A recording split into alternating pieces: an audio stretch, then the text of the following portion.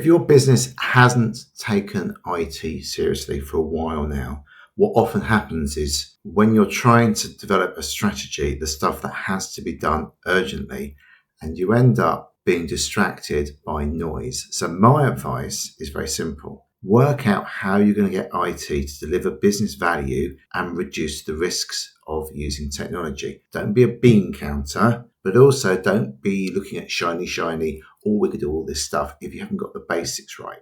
You get the basics right first, you have a sensible budget, and you plan to replace systems, upgrade systems on a sensible life cycle. You're not sitting at home with one computer. Once you've got 20, 50, 1,000 computers, you need a plan, you need a budget to replace those machines, to manage these systems and put the right tools in place. A lot of businesses at the moment are getting very excited about AI, but they haven't looked at looking at what they're doing with document management, that is permissions around how things stored, retention around documents. They haven't thought about how you're going to get systems so they would work properly at scale. Just because something works on your PC or in the lab does not mean that it's going to scale out to a commercially viable solution. So if you want to get away from the break fix, the panic of IT, my advice is look to do a 3-year plan. Don't just leave it and wing it, because IT is by far the most cost-effective way to grow your business. So if you want to grow your business quickly,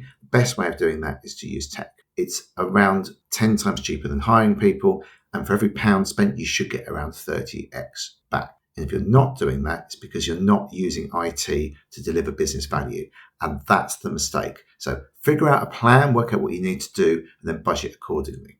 I can give you some very rough numbers for this if that's helpful. But at the moment, what I'm finding is that what businesses are doing is they're going, well, can we cut the IT costs for the basics so we can invest in new tech? But what that then means is that you're kicking the can down the road. And that means later on, you're going to spend a lot more money sorting out the basics. There's no point spending money for somebody to sit at a computer where they're wasting an hour a day. It's just crazy. And also there's the cybersecurity risks, let alone anything else. I hope that helps. If you've got any thoughts, ideas, let me know in the comments. Speak to you soon.